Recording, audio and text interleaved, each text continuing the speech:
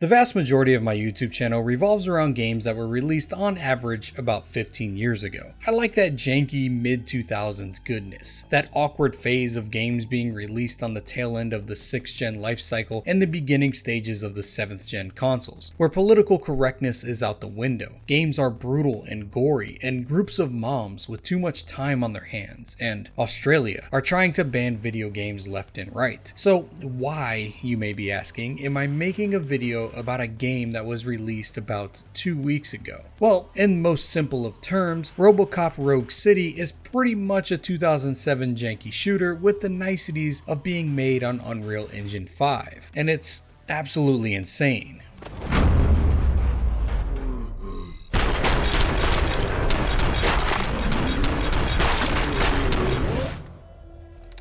The world of Robocop takes place in a dystopian near-future Detroit, aka just Detroit, home to criminal scum on the streets and pseudo-owned by the mega-corporation Omni Consumer Products, or OCP. While the Detroit police are trying their hardest to take criminals and drugs off the street, most notably the new designer drug called Nuke, OCP is trying to radically redevelop the whole city into a utopia of sorts called Delta City.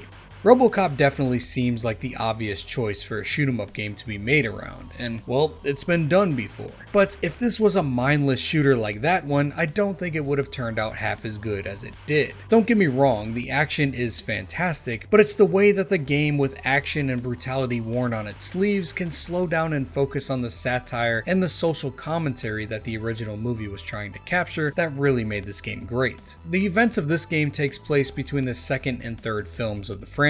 Robocop is an established officer in the Detroit police force, being the reincarnated being of a fallen officer named Alex Murphy. This isn't his origin story on how Murphy died, or how Robocop struggles with fitting into the force as a machine made by a corrupt megacorporation. Nope, all that is said and done. For the most part. The game opens with a gang called the Torchheads taking over a live news broadcast to advertise their services to some mysterious new guy in town, who may need some illegal muscle for his criminal enterprise thing that he's got going on. So what better way to show that you are capable of providing this service than taking a live news team hostage? That is, until Robocop shows up and insta-gibs half your freaking gang.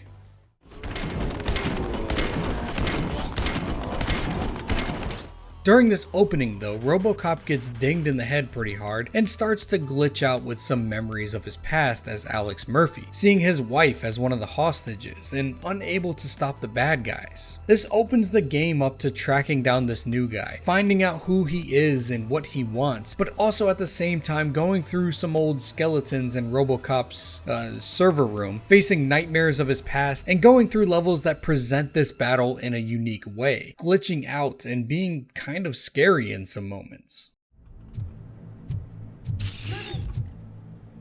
Over here, Murphy.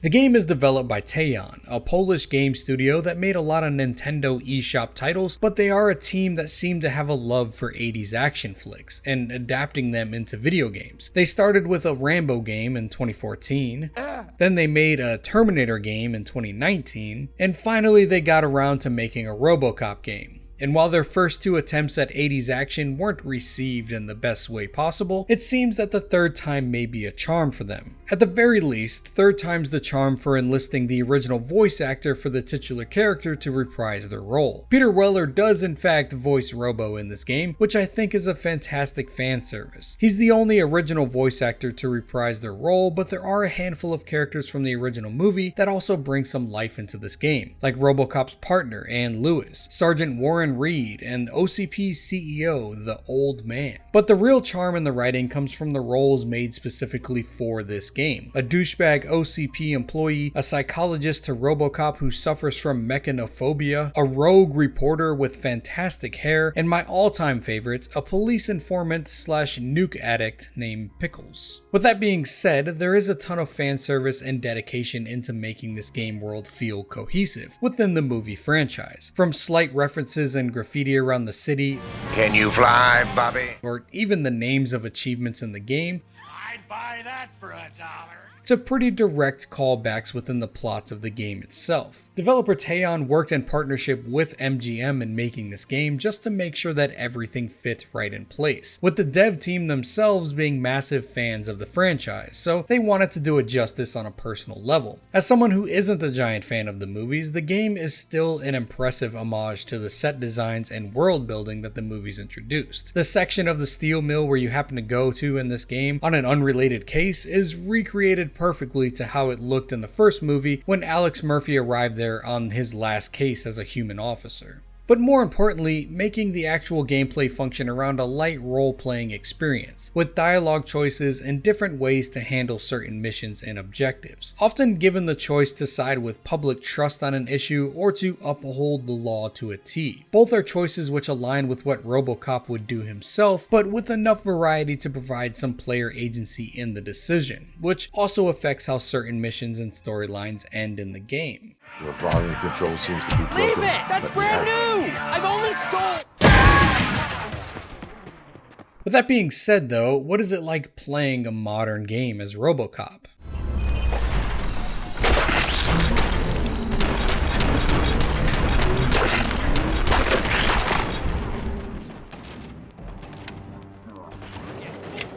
It's pretty freaking sweet. It's a game that I beat entirely on stream, by the way, if you're interested. I've been having a lot of fun over there on Twitch learning how to stream, so be sure to check it out sometime if that's your thing. Robocop Rogue City is first and foremost a first-person shooter, but it also incorporates some RPG mechanics into it. There are skill trees that you can upgrade to vary gameplay, giving you improved stats like armor and health regen, but can also provide you with unique abilities like a shockwave blast, the ability to ricochet bullets off walls to hit enemies behind cover, and even a cool slow motion effect to make sure you get some sick slow-mo headshot gore captured on screen. There is quite a bit of variety in the skills. While you could, and in my opinion should, max out combat skills, there are also options to max out a psychology tree to help with dialogue options, or a scanning tree to help during investigations.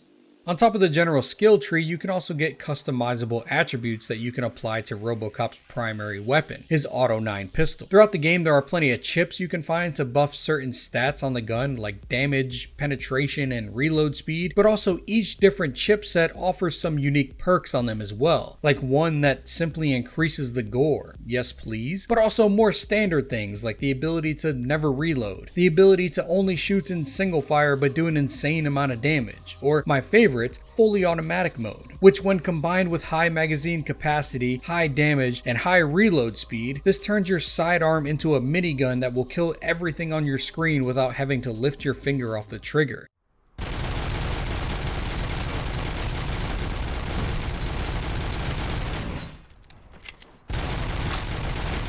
Literally just holding down the trigger and just sweeping. It definitely is a game that makes you feel like you're in an 80s action movie with unlimited bullets and never needing to reload. I love it.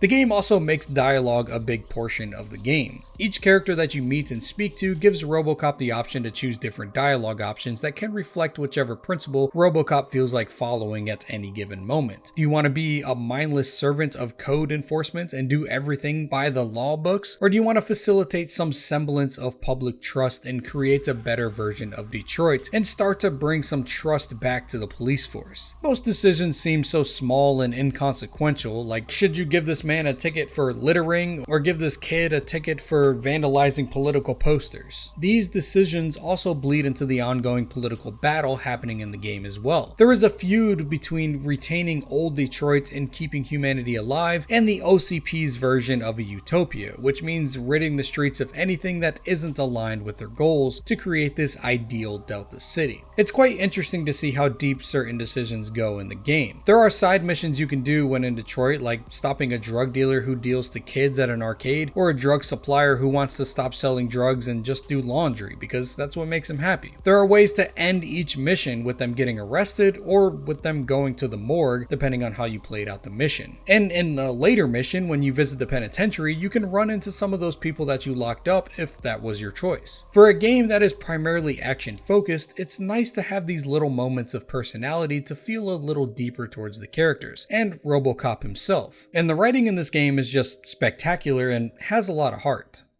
No, it's your first offense. So he'll let you off with a warning. Right?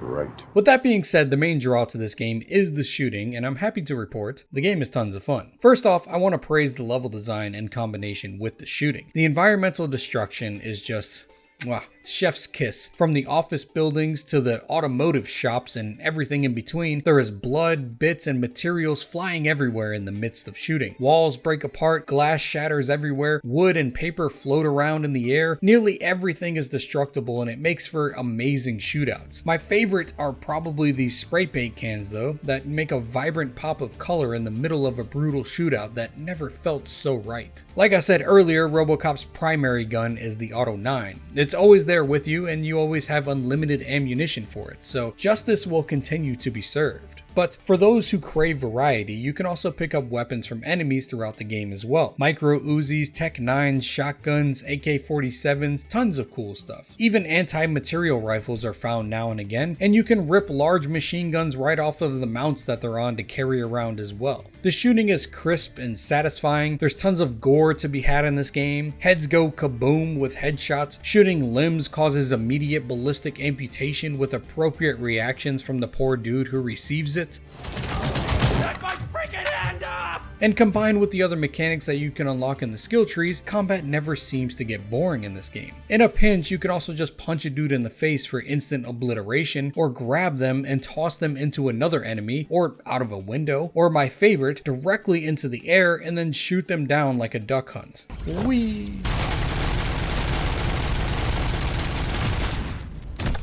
Picking up and throwing things is also an option. You can throw nearly anything that you find in the environment. CRT monitors, explosive canisters, or even motorcycles. That was pretty sick. Double kill with the motorcycle. The first half of the game has enemies being random street thugs and drug addicts, so they are no serious threat to Robocop, but in later levels you start to go against heavily armored mercenaries that take quite a lot of bullets to put down, and they pack a punch themselves. There are also a handful of boss battles, but they aren't really that great. It's just a bullet sponge fight that requires little more than taking plenty of cover and using a lot of bullets. Thematically, the Ed 209 fight was really cool, but functionally, it was a pain in the ass. All in all though, the game is super fun. It's not the most polished and well-made shooter, it has its fair share of buggy interactions, and the lip syncing and the cutscenes is pretty atrocious, and the sound mixing needs a lot of work, especially when music is playing on speakers in the game. But going into the game, I expected a cheap and unsatisfying shoot 'em up experience, and I was pleasantly surprised with how much fun I was just having goofing around with different ways to kill enemies and to get through missions. The design of the game was the first thing that made me realize that this game was meant to be taken seriously. Detroit is beautiful in the most disgusting way possible. The city is grimy and filthy, but feels real. Trash lines the gutters, graffiti is all over the walls, and it's just the best. I was constantly taken out of the game with just how good these levels looked. I was also not expecting the dialogue and writing to be as charming as it was. Some of the characters were acted and written so well that you just can't help but fall in love with them. Even the enemies and assholes in the game are well done. You truly want to just shoot them in the face as soon as possible. The game takes about 15 hours to beat, and about halfway through my playthrough, my computer shit the bed, so I had to go get another one, but I didn't port over my Steam saves because I thought that cloud saves were still enabled. But spoiler alert, they weren't, so I ended up replaying the first 9 hours or so of the game to catch back up to where I left off, and I gotta say, it was just as fun playing through the second time, if not more fun, going back knowing all the different mechanics and having a blast in those intro levels. My biggest complaint of the game would be the lack of ability to jump and crouch. I know that's not something that Robocop typically does in all of his films, but it would make combats and exploration so much more satisfying. And I also hope they add on a new game plus mode to truly experience the full potential of the skill trees. One of the top unlocks for the armor tree is having bullets ricochet off of you and kill enemies around you. It was super cool to see that happen, but I only had that unlocked for the last couple of levels, so it would be fun to see that from the start. But with how well this game's being received, I think we will see a new game plus, or maybe even some DLCs if we're lucky, and personally, I cannot wait. I had a blast with this game. It is kind of a short playthrough playthrough, and for 50 bucks it does seem kinda steep, but if this seems at all like a game that you might be interested, I think it's worth pulling the trigger on it. I had a blast with this game and I wasn't expecting anything going into it. So if looking at this shooting gameplay and hearing about these dialogue options makes you interested, I think it's worth checking out. And if you're a fan of the Robocop franchise at all, I think it's a must-have. I know this was kind of a shorter video compared to the things that I usually do, but I also don't usually cover modern titles, so I thought I'd give it a go. I had a lot of fun with Robocop, and I thought I would talk about it and see if you guys were interested in that kind of review. Hey, Robo! Do the robot dance! Watch and learn, young man.